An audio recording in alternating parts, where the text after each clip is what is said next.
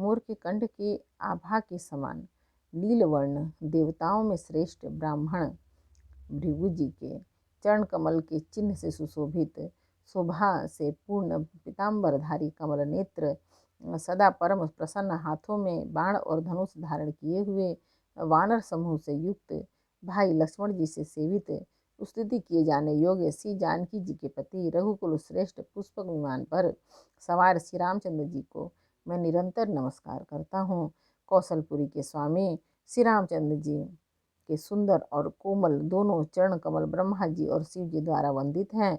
श्री जानकी जी के कर कमलों से दुलराए हुए हैं और चिंतन करने वाले के मन रूपी भौरे के नित्य संगी हैं, अर्थात चिंतन करने वालों का मन रूपी भ्रमर सदा उन चरण कमलों में बसा रहता है।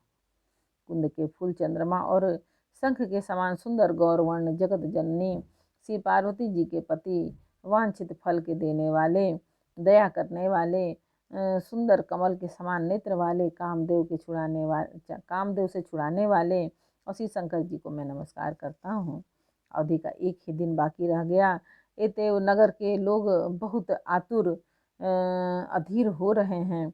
राम के वियोग में दुबले हुए स्त्री पुरुष जहाँ तहाँ सोच कर रहे हैं कि क्या बात है, श्री राम जी क्यों नहीं आए। इतने में ही सब सुंदर सगुन होने लगे और सबके मन प्रसन्न हो गए।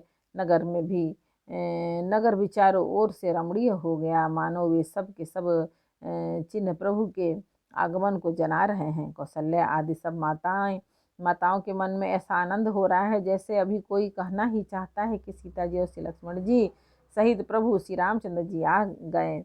भरत जी की दाहिनी आंख और दाहिनी भुजा बार बार फड़क रही है। इन्हें शुभ सगुन जानकर उन्होंने मन में अत्यंत हर्ष हुआ और वे विचार करने लगे, प्राणों के आधार रूप अवधि का एक ही दिन शेष रह गया। यह सोचते ही भरत जी के मन में अपार दुख हुआ। क्या कारण हुआ कि नाथ नहीं आए। प्रभु ने कुटिल जानकर मुझे कहीं भुला तो नहीं दिया। आहा, लक्ष्मण बड़े धन्य और बड़े बड़भागी हैं जो श्री रामचंद्र जी के चरणाविंद के प्रेमी हैं। मुझे तो प्रभु ने कपटी और कुटिल पहचान लिया, इसी से नाथ ने मुझे साथ नहीं लिया। बात भी ठीक ही है, क्योंकि यदि प्रभु मेरी करनी पर ध्यान दे तो मैं 100 करोड़ कल्पों तक भी मेरा निस्तार नहीं हो सकता। परंतु आशा इतनी ही है कि प्रभु सेवक का अवगुण कभी नहीं मानते। वे दीन बंधु हैं और अत्यंत ही कोमल स्वभाव के हैं। ये तो मेरे हृदय में ऐसा पक्का भरोसा है कि श्री राम जी अत्यंत अवश्य मिलेंगे, क्योंकि मुझे सगुन बड़े शुभ हो रहे हैं। किंतु अवधि बीत जाने पर यदि मेरे प्राण रह गए तो जगत में मेरे समान नीच कौन होगा। श्री राम जी के विरह समुद्र में भरत जी का मन डूब रहा है। उसी समय पवन पुत्र हनुमान जी ब्राह्मण का रूप धरकर इस प्रकार आ गए मानो उन्हें डूबने से बचाने के लिए नाव आ गई हो। हनुमान जी ने दुर्बल शरीर भरत जी को जटाओं का मुकुट बनाए राम राम रघुपति जपते और कमल के समान नेत्रों से जल बहाते कुश के आसन पर बैठे देखा। उन्हें देखते ही हनुमान जी अत्यंत हर्षित हुए। उनका शरीर पुलकित हो गया, नेत्रों से जल बरसने लगा। मन में बहुत प्रकार से सुख मान कर वे कानों के लिए अमृत के समान वाणी बोले, जिनके विरह में आप दिन रात सोच करते घुलते हैं और जिनके गुण समूहों की पंक्तियों को आप निरंतर रटते रहते हैं, वे ही रघुकुल के तिलक, सज्जनों को सुख देने वाले और देवताओं तथा मुनियों के रक्षक श्री राम जी सकुशल आ गए। शत्रु को रण में जीतकर सीता जी और लक्ष्मण जी सहित प्रभु आ रहे हैं। देवता उनका सुंदर यश गा रहे हैं। ये वचन सुनते ही भरत जी के सारे दुख भूल गए, जैसे प्यासा आदमी अमृत पा कर प्यास के दुख को भूल जाए। भरत जी ने पूछा, हे तात, तुम कौन हो और कहाँ से आए हो जो तुमने मुझको परम प्रिय वचन सुनाए। हनुमान जी ने कहा, हे कृपा निधान सुनिए, मैं पवन पुत्र और जाति का वानर हूँ। मेरा नाम हनुमान है। मैं दीनों के बंधु श्री रघुनाथ जी का दास हूँ। यह सुनते ही भरत जी उठकर आदरपूर्वक हनुमान जी से गले लगकर मिले। मिलते ही समय प्रेम हृदय में नहीं समाता। प्रेम से जल बहने लगा और शरीर पुलकित हो गया। भरत जी ने कहा, हे हनुमान, तुम्हारे दर्शन से मेरे समस्त दुख समाप्त हो गए हैं, दुखों का अंत हो गया है। आज मुझे प्यारे राम जी ही मिल गए। आज मुझे प्यारे राम जी ही मिल गए।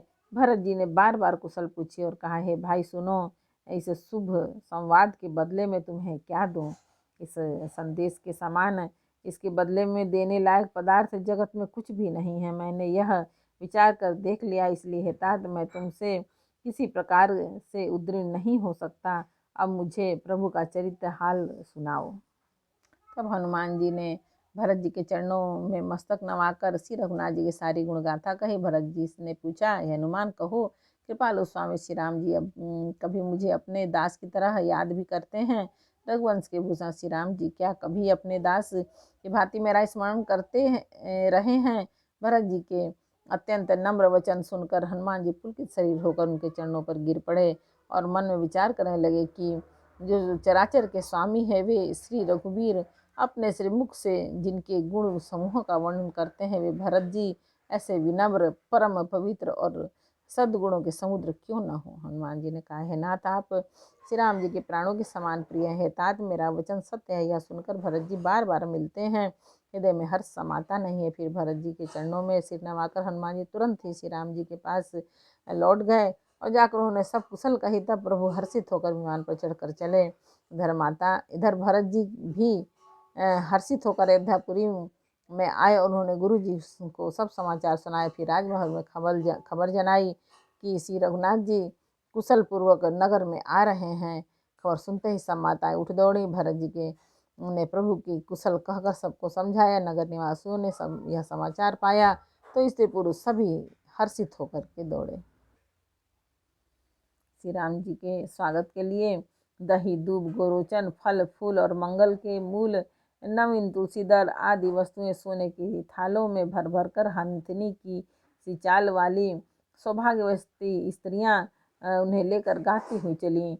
जो जैसे है वे वैसे ही उठ दौड़ते हैं। देर हो जाने के डर से बालकों और बूढ़ों को कोई साथ नहीं लाते। एक दूसरे से पूछते हैं, भाई, तुमने दयालु श्री रघुनाथ जी को देखा है?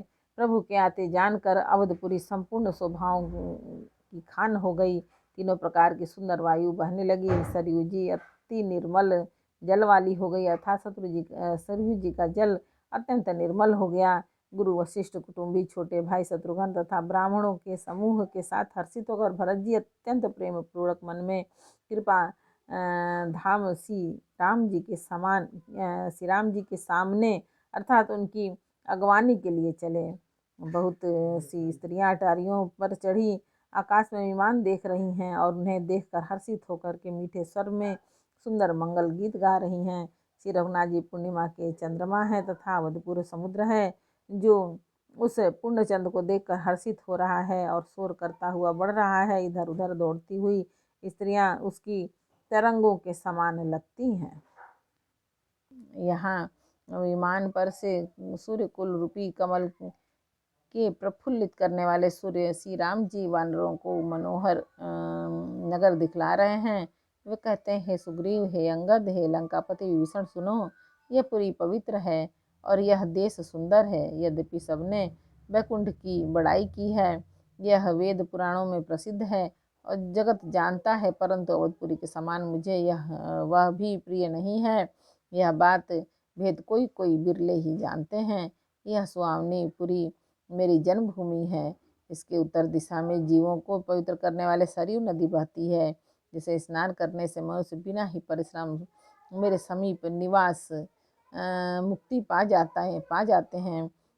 यहाँ के निवासी मुझे बहुत ही प्रिय हैं। यह पूरी सुख की राशि और मेरे परम धाम को देने वाली है। प्रभु की वाणी सुनकर सब वानर हर्षित हुए और कहने लगे कि जिस अवध की स्वयं श्री राम जी ने बड़ाई की, वह अवश्य ही धन्य है। कृपा सागर भगवान श्री रामचंद्र जी ने सब लोगों को आते देखा तो प्रभु ने विमान को नगर के समीप उतरने की प्रेरणा की। तब वह पृथ्वी पर उतरा। विमान से उतरकर प्रभु ने पुष्पक विमान से कहा कि अब तुम कुबेर के पास जाओ।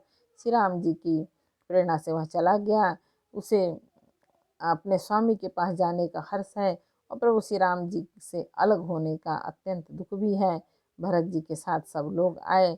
श्री रघुवीर के वियोग से सबके हृदय दुबले हो रहे हैं। प्रभु ने